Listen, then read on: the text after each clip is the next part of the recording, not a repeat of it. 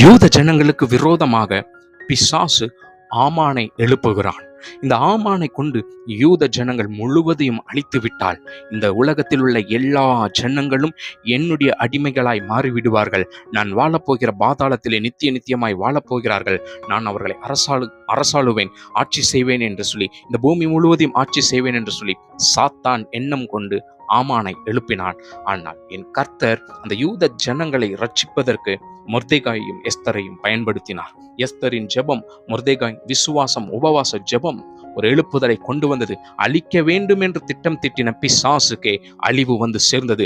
ஆமான் அழிக்கப்பட்டான். தெய்வ ஜனங்களே, உனக்கு விரோதமாகவும் உன் குடும்பத்திற்கு விரோதமாகவும் ஆமான் எழும்புகிறானோ, பிசாசுகள் எழும்புகிறதோ, பயப்படாதே.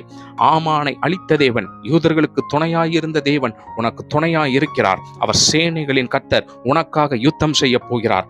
ஆமானின் ஜனங்கள் அழிய போகிறார்.